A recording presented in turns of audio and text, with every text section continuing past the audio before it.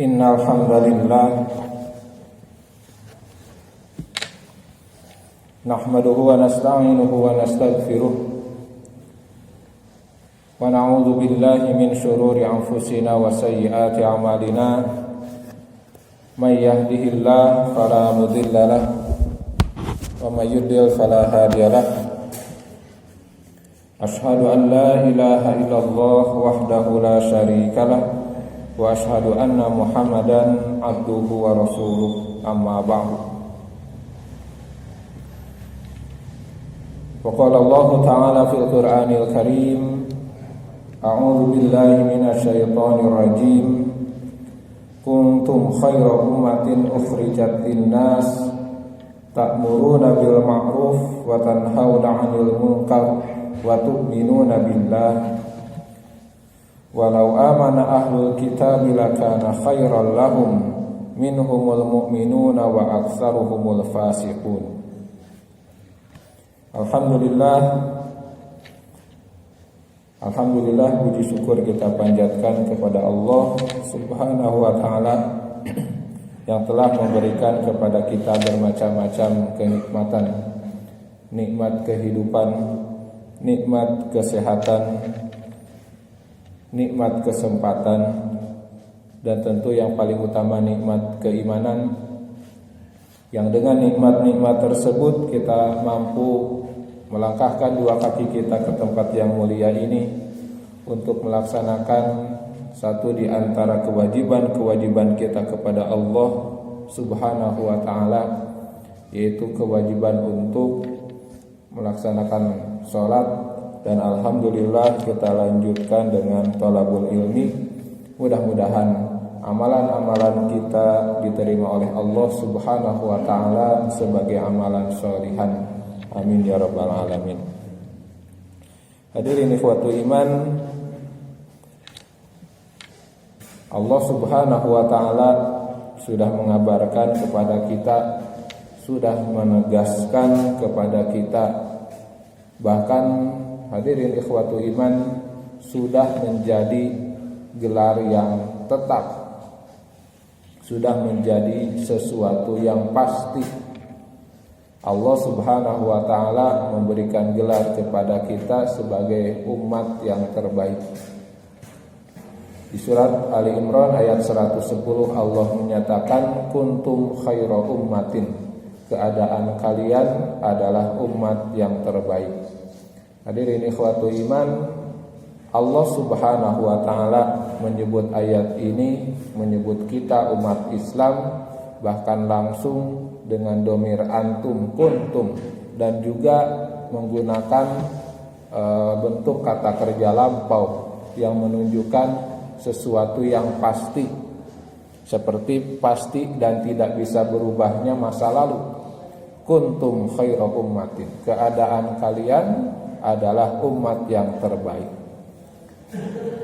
Hadirin ikhwatul iman, Allah Subhanahu wa taala memberikan gelar kepada kita umat Rasulullah sallallahu alaihi wasallam sebagai umat yang terbaik karena kita mendapatkan estafet atau tugas untuk melanjutkan tugas Rasulullah sallallahu alaihi wasallam, yang mana tugas itu terangkum dalam kalimat yang Allah sebutkan di rangkaian ayat yang tadi. Kuntum khaira ummatin ukhrijat linnas ta'muruna bil ma'ruf wa tanhauna 'anil munkar wa tu'minuna billah. Kalian menjadi umat yang terbaik karena kalian melaksanakan tugas Rasulullah sallallahu alaihi wasallam, yaitu ta'muruna bil ma'ruf, memerintahkan kepada yang ma'ruf, wa tanhauna 'anil munkar, dan mencegah yang munkar, wa tu'minuna billah, dan kalian beriman kepada Allah Subhanahu wa taala. Hadirin ikhwatul iman, tugas Rasulullah sallallahu alaihi wasallam tersebutlah yang menjadikan kita umat yang terbaik. Tentu hadirin ikhwatul iman, sebelum kita menilai diri pribadi kita sebagai umat yang terbaik, Allah Subhanahu wa taala memberikan gelar terbaik ini kepada umat secara keseluruhan. Artinya hadirin ikhwatu iman, apakah kita sebagai pribadi-pribadi muslim, apakah kita sebagai individu-individu muslim juga adalah orang-orang yang terbaik? Hadirin ikhwatu iman, ini kembali kepada identitas dan kekhasan kekhususan individu kita masing-masing. Secara keseluruhan umat Islam, secara keseluruhan umat Rasulullah sallallahu alaihi wasallam adalah umat yang terbaik. Tapi apakah kita sebagai individu adalah manusia yang terbaik? Maka hadirin ikhwatu iman, ini belum tentu. Ini perlu kita pertanyakan kembali, ini perlu kita periksa kepada diri kita masing-masing. Sebab Allah Subhanahu wa taala tidak menjamin setiap individu muslim itu adalah individu yang terbaik. Kalau umat secara keseluruhan, iya, umat Islam adalah umat yang terbaik dibanding umat-umat yang lainnya. Tetapi secara individu, apakah kita ini umat yang terbaik? Kita ini individu yang terbaik? Maka hadirin ikhwatu iman, hal ini penting, perlu untuk kita periksa kembali. Sebab belum tentu kita menjadi orang yang terbaik. Jangankan menjadi orang yang terbaik, orang yang baik pun belum tentu. Hadirin ikhwatu iman, kalau individu-individu, bapak-bapak, ibu-ibu yang hadir subuh ini, saya tanya, apakah bapak-bapak, ibu-ibu orang baik? Nah, pasti jawabannya insya Allah baik. Dan tentu saya sebagai individu, sebagai orang yang hadir di sini tentu akan menilai bapak-bapak, ibu-ibu adalah orang yang baik. Buktinya hadir di masjid itu adalah salah satu ciri orang yang baik. Masih banyak orang yang tidak dapat hadir ke masjid. Tapi hadirin ikhwatu iman, untuk menjadi yang terbaik, mari kita periksa diri kita masing-masing agar kita mampu meningkatkan kualitas diri kita sendiri. Jangankan kita hadirin ikhwatu iman yang hadir di masjid, orang-orang yang hidup di akhir zaman, para sahabat Rasulullah sallallahu alaihi wasallam sekalipun menilai diri mereka masing-masing masih perlu diperbaiki. Sebab ketika kita memandang diri kita sebagai orang yang terbaik atau orang yang baik, maka hadirin ikhwatu iman, kadang-kadang setan mampu untuk membelokkan perasaan itu menjadi sikap, menjadi sifat ujub, takabur. Dan ini hadirin ikhwatu iman yang kata Rasulullah sallallahu alaihi wasallam bahaya yang paling besar. Sebab ketika kita memandang diri kita baik, bahkan bisa jadi ada kebanggaan lebih baik dari orang lain, maka ini bahaya. Ini kita terkena sikap ujub, takabur, yang mana Allah menegaskan takabur itu hanya hak Allah Subhanahu wa taala dan tidak boleh dimiliki oleh manusia. Allah itu berhak dan pantas untuk sombong karena tidak ada yang lebih dari Allah Subhanahu wa taala. Makhluknya jauh sekali dari Allah.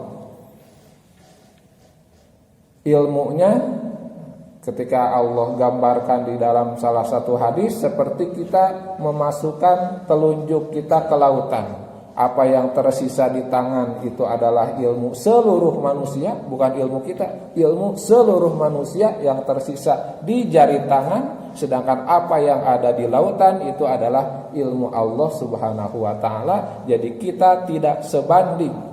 Maka kita tidak pantas untuk memiliki sifat ujub, takabur. Bahaya.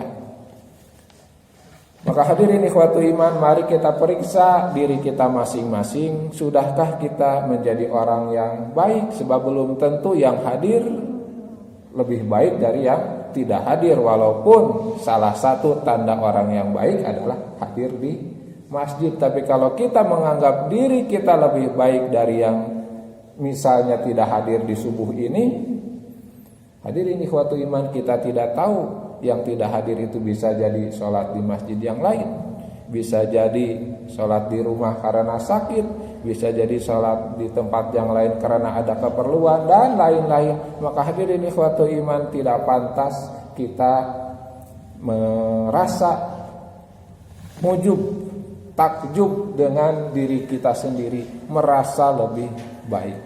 Maka bagaimana kita memeriksa diri supaya kita termasuk orang-orang yang terbaik? Maka hadirin ikhwatu iman, ada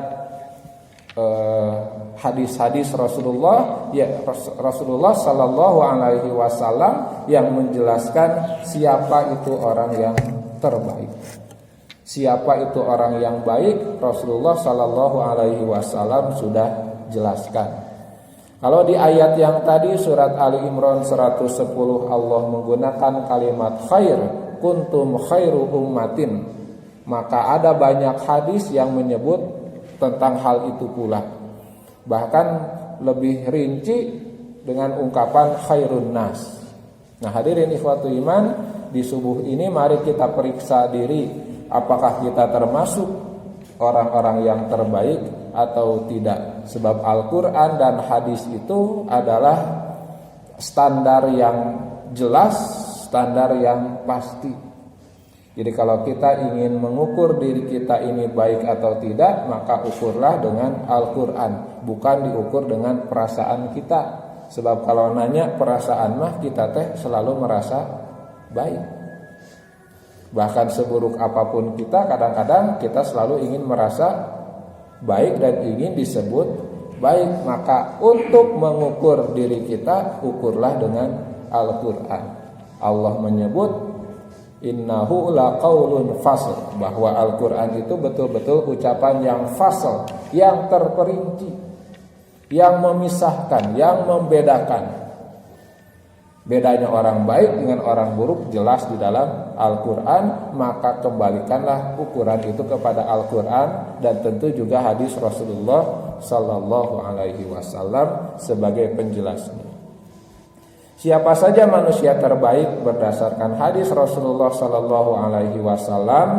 Setidaknya yang saya tulis ada 10. Yang pertama, hadirin ikhwatul iman, manusia terbaik adalah yang belajar dan mengajarkan Al-Quran. Rasulullah Sallallahu Alaihi Wasallam bersabda, khairukum man ta'allamal Quran wa 'allamahu. Khairukum, orang yang paling baik di antara kalian adalah man ta'allamal Quran, orang-orang yang belajar Al-Quran, wa 'allamahu, dan mengajarkan Al-Quran. Maka hadirin ikhwatu iman, hadirnya kita di subuh ini adalah bukti kita ada peluang untuk menjadi orang yang terbaik karena kita belajar Al-Quran. Ta'allamal Quran, belajar Al-Quran, ta'allum. Hadirin ikhwatu iman, belajar Al-Quran itu adalah sesuatu yang wajib. Sebab kita tentu harus meningkat dari hari ke hari pemahaman kita terhadap Al-Quran. Meningkatnya pemahaman kita terhadap Al-Quran akan meningkatkan kualitas kita di hadapan Allah Subhanahu wa ta'ala. Ibu-ibu, bapak-bapak misalnya membaca surat Al-Ikhlas, surat yang paling kita hafal. A'udzubillahi minasyaitonirrajim. Bismillahirrahmanirrahim. Qul huwallahu ahad, Allahus samad, lam yalid wa lam yulad wa lam yakul lahu kufuwan ahad. Kita baca 4 ayat itu berulang-ulang. Dulu sejak masih kecil sampai sekarang, pemahamannya sama atau beda? Pemahamannya sama atau beda? Nah, kalau sama berarti tidak meningkat. Sebab harusnya semakin dewasa pemahamannya semakin mendalam. Jangan sampai hadirin ikhwatul iman, bertahun-tahun kita hidup pemahaman kita sebatas dari terjemah saja. Harus ada peningkatan. Beberapa hari yang lalu waktu khutbah Jumat di sini dijelaskan tentang bagaimana harusnya kita mencintai bahasa Arab. Setidaknya 3 alasan kita harus cinta bahasa Arab. Alasan pertama kata Rasulullah, li'anni Arabiyyun, karena aku ini orang Arab. Kalau kita cinta Rasulullah, maka bukti cinta kita kepada Rasulullah adalah cinta bahasa Arab. Sebab cinta itu ya pasti konsekuensi dari cinta biasanya bukan hanya cinta kepada pribadinya. Segala sesuatu yang terkait dengan pribadi Rasulullah biasanya harusnya kita cintai juga. Alasannya kedua, li'annal Qur'an Arabiyyun, karena Al-Qur'an itu menggunakan bahasa Arab. Maka hadirin ikhwatu iman, ketika kita mencintai Al-Qur'an, mengaku cinta Al-Qur'an, maka harusnya cinta juga dengan bahasa Arab. Dan dengan mencintai bahasa Arab, dengan memahami bahasa Arab, peningkatan pemahaman itu akan terjadi. Jadi hadirin ikhwatu iman, harus ada bedanya membaca Al-Qur'an kemarin dengan membaca Al-Qur'an hari ini. Jangan hanya di level tahsinnya saja, tapi harus meningkat ke level tafhimnya, pemahamannya. Dan juga tentu sebagaimana disebutkan dalam hadisnya, bukan hanya ta'allamal Qur'an, tapi wa'allamahu, dan mengajarkan. Bapak-bapak, ibu-ibu pernah mengajar Al-Qur'an? Pernah mengajar Al-Qur'an?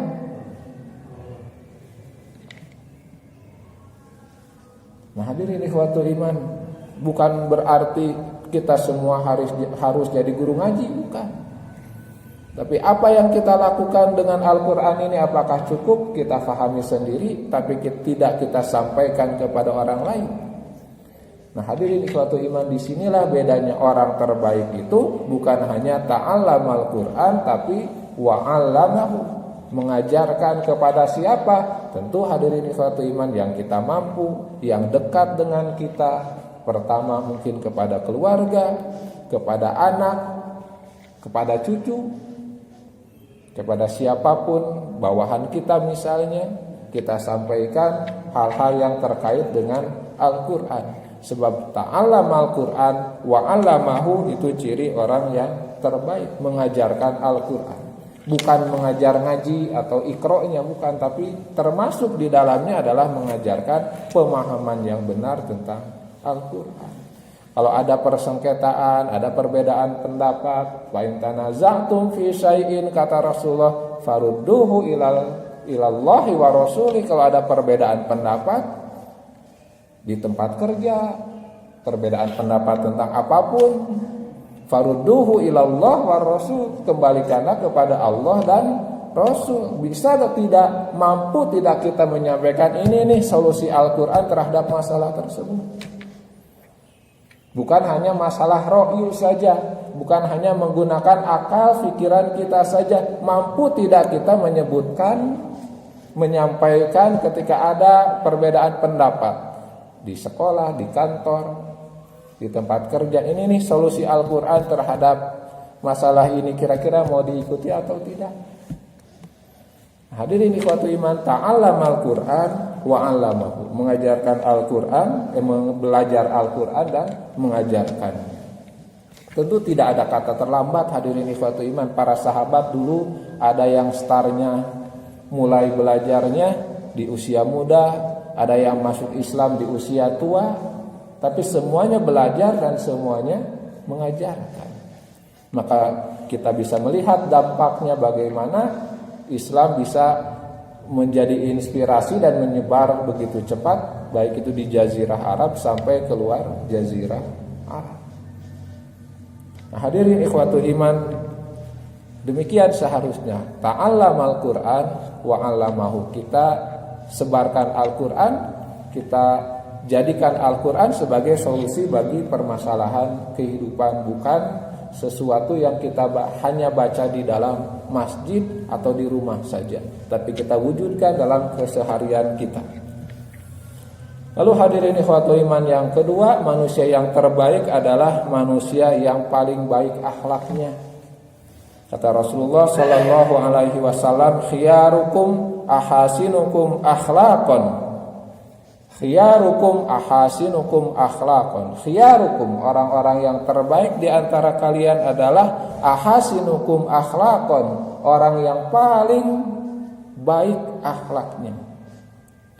Nah, di sini hadirin ikhwatul iman, kalau kita tanya akhlak itu apa, akhlak Rasulullah sallallahu alaihi wasallam itu seperti apa, maka seperti jawaban Aisyah radhiyallahu anha ketika ditanya oleh para sahabat tentang masalah yang sama, bagaimana akhlak Rasulullah sehari-hari, maka Aisyah radhiyallahu anha menjawab, khuluquhul Quran. Akhlak Rasulullah sallallahu alaihi wasallam adalah Al-Quran. Jadi hadirin ikhwatul iman, bagaimana akhlak yang baik itu? Al-Quran. Al-Quran yang menyebutkan. Akhlak itu apa? Akhlak itu adalah kondisi jiwa.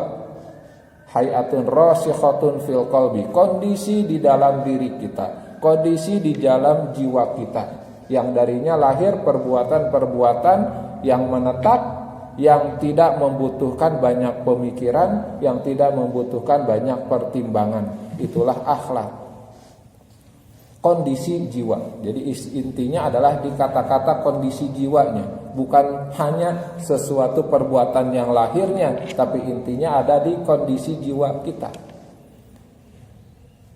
Makanya hadirin ikhwatul iman, akhlak itu nanti dibagi oleh para ulama, ada akhlak kepada Allah. Akhlak kepada Allah itu lebih banyak perbuatan hatinya. Misalnya kita ikhlas, tawakal, husnuzon dan lain-lain, itu akhlak juga, bukan suatu perbuatan anggota badan saja. Kita juga mendengar bagaimana Rasulullah Shallallahu Alaihi Wasallam menjelaskan tentang al-muflis, orang yang bangkrut di akhirat. Kata Rasulullah, atadruna mal muflis, tahukah kamu siapa orang yang muflis itu? Orang yang bangkrut di akhirat itu, kata para sahabat, orang yang ketika berjualan habis modalnya. Jadi sudah bukan hanya tidak punya untung, tapi modalnya habis. Maka kata Rasulullah, bukan itu yang aku maksud. Yang disebut muflis itu adalah orang-orang yang datang pada hari kiamat bisolatihi wa zakatihi wa siyamihi, orang-orang yang datang di hari akhirat membawa pahala sholat, membawa pahala saum, membawa pahala zakat, walakin tetapi syatama hadza, dia suka menyakiti orang lain, wa akala mala hadza, dan kadang-kadang makan harta yang tidak halal, wa syatama hadza, suka mencaci orang lain. Bahkan kalau di dalam Al-Quran sampai disebut wailul likulli humazatil lumazah, celaka orang yang humazatil lumazah. Humazatil lumazah itu apa?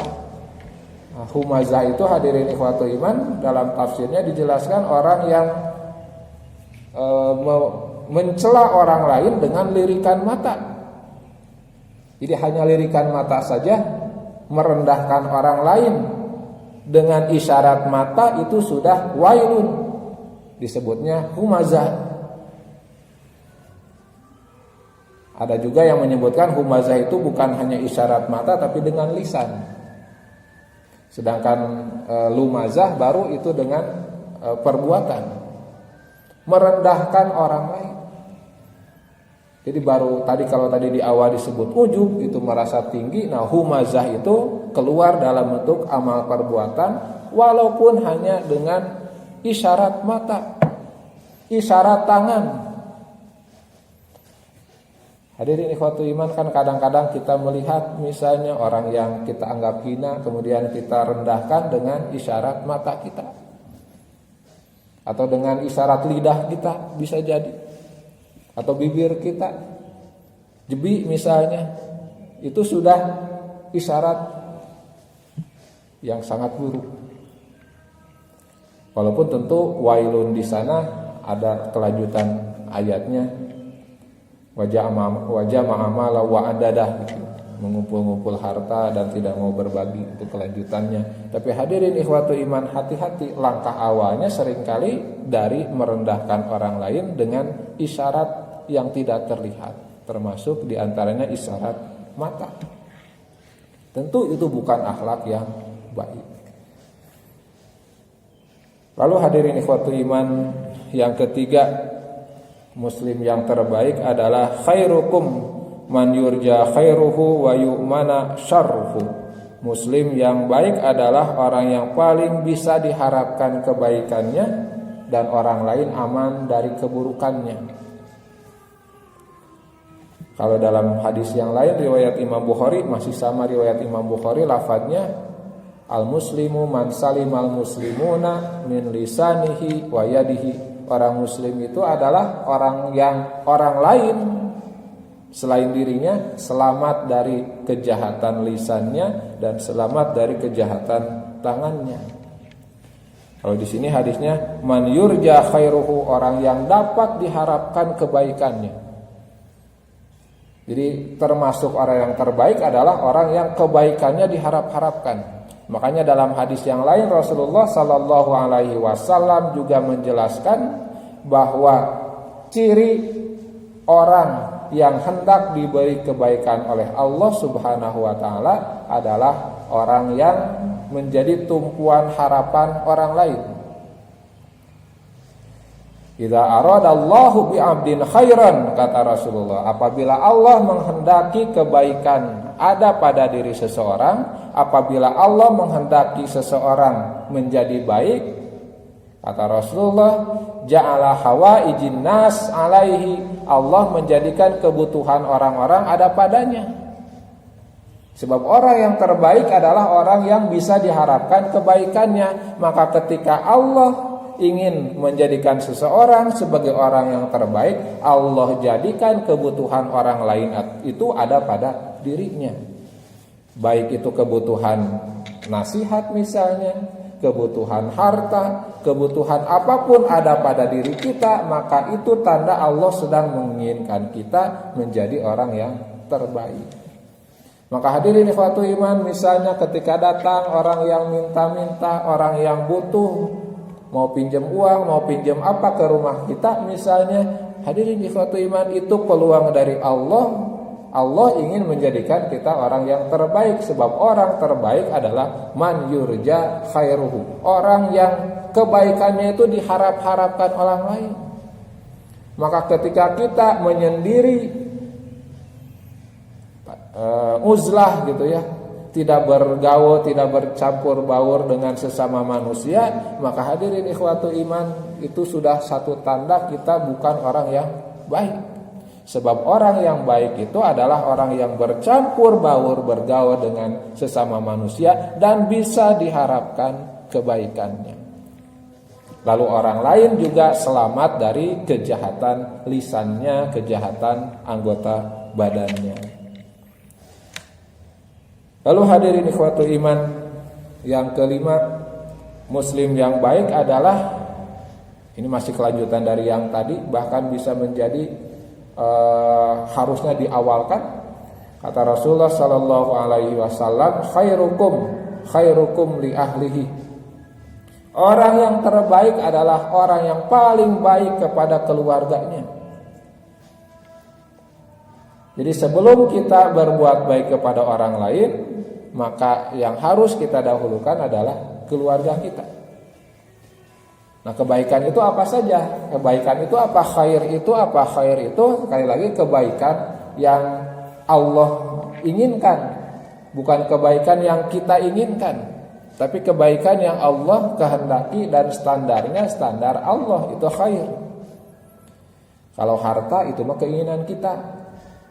Kalau keinginan Allah mah harta itu dibagi-bagi, dimanfaatkan. Maka orang yang menimbun-nimbun harta, walaupun dengan dalih misalnya, ini kebaikan untuk keluarga harus didahulukan, hati-hati. Jangan sampai kita berlebihan kepada keluarga, lupa kepada yang lain. Proporsional tentu saja. Khairukum li ahlikum. Wa ana khairukum li ahli, kata Rasulullah. Orang terbaik di antara kalian adalah yang paling baik kepada keluarganya. Jadi kalau kita misalnya suka menasihati orang lain, harusnya yang paling didahulukan adalah keluarga kita dulu. Kalau ada yang berprofesi sebagai guru, sebagai pengajar, sebagai pendakwah, maka sebelum kepada orang lain yang harus lebih dulu adalah keluarga, sebab itulah khairnya. Jangan salah posisi, jangan salah prioritas. Kalau nasihat, dahulukan keluarga. Nah, hadirin ikhwatu iman, khairukum li ahlikum. Kadang-kadang kita ini tidak enakan kepada orang lain, tapi kepada keluarga, istri, suami, kepada anak, gitu ya. Kadang-kadang tidak mengukur. Nah, seharusnya yang paling awal mendapat kebaikan kita tentu adalah keluarga. Wa ana khairukum li ahli, dan aku, kata Rasulullah, adalah orang yang paling baik terhadap keluarga. Lalu hadirin ikhwatu iman, kata Rasulullah sallallahu alaihi wasallam yang keenam, sesudah kepada keluarga, muslim yang paling baik adalah yang gemar berbagi makanan dan menebarkan salam. Kata Rasulullah, khairukum man at'amat ta'ama. Jelas ini kalimatnya, at'amat ta'ama. Khairukum man at'amat ta'ama. Orang yang paling baik di antara kalian adalah orang yang man at'amat ta'ama, orang yang suka memberi makan kepada orang lain. Wa raddas salama, dan menyebarkan salam. At'amat ta'ama wa raddas salam. Paling banyak, bukan paling banyak, paling baik itu adalah suka memberi makanan kepada orang lain. Nah, hadirin ikhwatu iman, memberi makanan itu ukurannya adalah apa yang kita makan. Jadi apa yang kita makan itu juga yang kita berikan kepada orang lain. Sedekah yang terbaik adalah barang yang paling kita cintai. Sedekah yang terbaik dalam bentuk makanan tentu makanan yang paling baik yang juga kita makan. Bukan apa yang tidak kita makan baru kita berikan kepada orang lain. Bukan penyesaan, tapi mendahulukan. Nah, kadang-kadang ada gitu ya, yang berbagi itu karena tidak dimakan di rumah baru diberikan kepada orang lain. Bukan harusnya berikan kepada orang lain dan juga makan oleh diri kita dan keluarga kita. Apa yang diberikan itu yang kita makan. Ulah jangan sudah geus hasem hari dibagikan gitu. Sudah tidak layak makan, kita bagikan. Termasuk dalam bentuk yang lain, pakaian misalnya, pakaian sisa baru kita berikan, walaupun pakai judul masih layak pakai, tapi kita sudah nggak mau pakai gitu. Tidak salah itu juga, tapi tentu yang bagusnya, yang barunya juga harus, jangan hanya yang bekasnya saja. Pakaian yang layak pakai. At'amat ta'am wa raddas salam, memberi makan dan suka menyebarkan salam. Biasanya mungkin ini lebih tepat ibu-ibu biasanya. Nah, hadirin ikhwatu iman, memberi makan dan juga menyebarkan salam. Selanjutnya yang ketujuh, hadirin ikhwatu iman, orang yang paling baik adalah khiyarukum alinukum manaqiba fis sholati. Khiyarukum alinukum manaqiba fis sholati. Orang yang paling baik di antara kalian adalah alinukum, orang yang paling layin, orang yang paling lembut hatinya, manaqiba fis sholati, dalam urusan meluaskan tempat sholat di masjid. Nah, ini yang disebut merapatkan itu. Jadi memberikan kesempatan orang kepada orang lain untuk mengisi saf paling depan sama-sama dengan kita. Bukan menyuruh orang lain di depan, kita di belakang. Sebab biasanya kalau Jumatan gitu ya, mangga kapayun. Kita memilih tempat posisi yang paling enak. Bukan paling enak untuk mendengarkan, tapi paling enak untuk tidur. Alinukum, yang paling lain, yang paling lembut hatinya sehingga sama-sama berbagi tempat. Nah, ini yang kata ini juga sebetulnya bukan hanya kalau di sini kan kaitannya dengan bab salat, dalam saf salat. Jadi tafassahu wa tawassahu, saling meluaskan, saling memberi kesempatan. Jadi ketika masih ada peluang untuk satu orang lagi, alinukum, lunak hatinya untuk memberi tempat. Kadang-kadang di kita gitu ya tidak seperti itu. Mudah-mudahan di sini tidak. Kadang-kadang ada yang tidak rapat begitu. Ya, tentu berbeda dalam kasus COVID ya, berbeda dalam kasus COVID. Itu mah ada pertimbangan yang lain mungkin yang secara medis perlu. Tapi alhamdulillah sekarang sudah rapat kembali. Alhamdulillah. Alinukum, yang paling lunak hati, mana kibafis sholati, dalam urusan tempat berdiri dalam sholat. Atau dalam ungkapan yang lain disebutnya yafsahu liman yadkhulus shafa fi sholati, yang memberikan keleluasaan dalam saf sholat.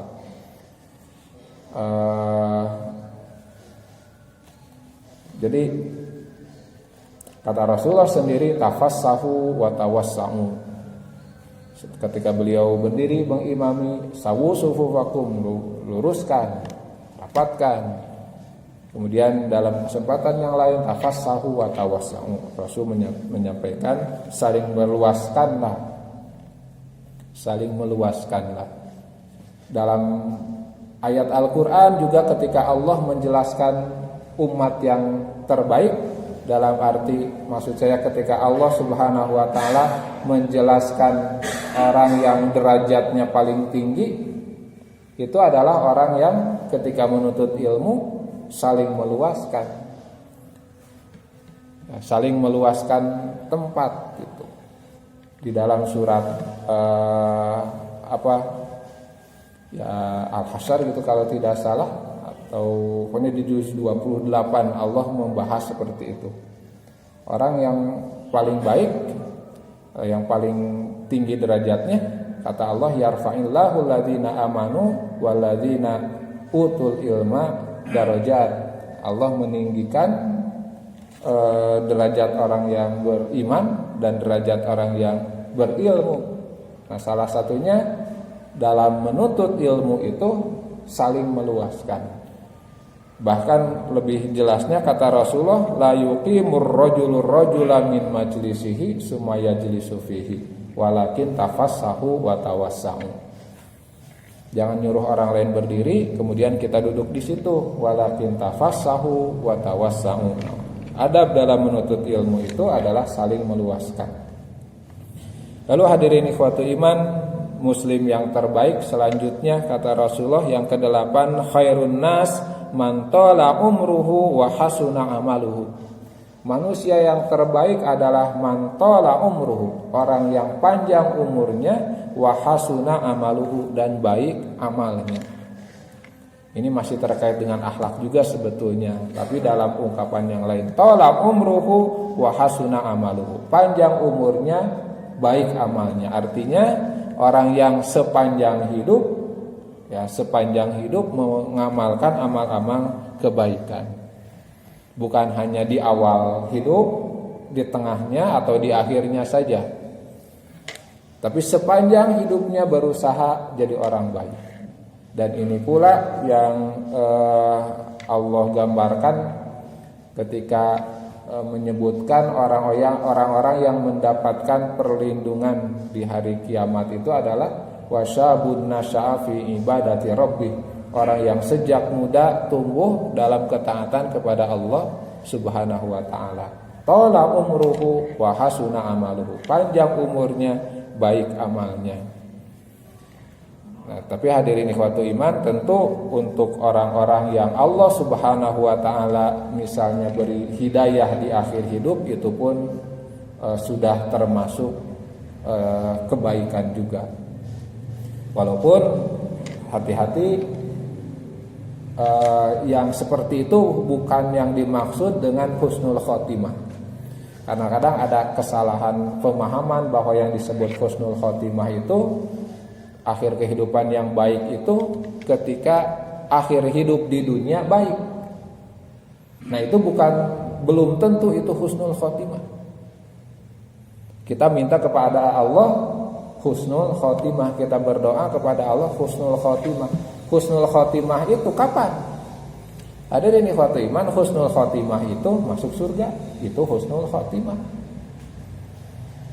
Ada banyak orang yang meninggal di medan jihad, bahkan kata Rasulullah, tapi tidak husnul khotimah, masuk neraka. Walaupun tentu secara zahir kita menganggap itu akhir yang baik, akhir kehidupan dunia yang baik. Tapi hakikat dari husnul khotimah adalah nanti di akhirat, ujungnya baik atau tidak. Secara lahir kita layak, pantas untuk menganggap orang yang misalnya meninggal di masjid, meninggal dalam keadaan sujud, itu orang-orang yang baik akhir hidupnya di dunia. Tapi itu bukan hakikat dari husnul khotimah. Itu kita harapkan kita akhir hidup kita dalam kondisi baik, akhir hidup kita ada di tempat yang baik. Tapi tentu husnul khotimah adalah ketika ujungnya nanti di akhirat kita di surga. Jadi husnul khotimah itu bukan akhir hidup di dunia, tapi akhir hidup nanti di akhirat kita masuk surga. Di dunia ya husnul khotimah di dunia saja, itu belum tentu di akhirat baik juga. Ada, sekali lagi ada, Rasulullah contohkan orang yang berjihad tetapi masuk neraka, bahkan mati di jalan Allah, mati ketika berperang membela agama Allah, tapi karena salah niatnya, secara dohir, secara lahir syahid gitu ya, kita lihat, para sahabat lihat, tapi kata Rasulullah dia tidak husnul khotimah karena ujungnya malah masuk neraka. Bahkan sampai jadi contoh besar orang yang kata Rasulullah, orang yang buruk. Yang pertama, orang yang membaca Al-Quran agar disebut qori. Yang kedua, orang yang berjihad untuk disebut pahlawan. Yang ketiga, orang yang banyak berinfak hanya untuk disebut dermawan. Tiga-tiganya kita lihat baik, tapi Allah tahu hakikatnya. Maka hadirin ikhwatu iman, husnul khotimah sekali lagi adalah kondisi nanti di akhirat. Kembali lagi yang ke-8 adalah man tala umruhu wa hasuna amaluhu. Khiyarukum atau khairun nas, manusia terbaik adalah yang panjang umurnya, baik amalnya. Lalu yang ke-9 kata Rasulullah sallallahu alaihi wasallam, khairun nas anfa'uhum linnas. Manusia yang terbaik adalah anfa'uhum linnas, manusia yang paling banyak manfaatnya kepada sesama manusia. Kata Rasulullah sallallahu alaihi wasallam, man kana lahu malun falyatasaddaq bimalihi. Orang yang punya harta bersedekahlah dengan hartanya. Man kana lahu ilmun falyatasaddaq bi ilmihi. Orang yang punya ilmu sedekahlah dengan ilmunya. Man kana lahu quwwatun falyatasaddaq bi quwwatihi. Orang yang punya tenaga, kekuatan, bersedekahlah dengan tenaganya. Selalu ada kesempatan kita untuk beramal baik, untuk bermanfaat untuk orang lain.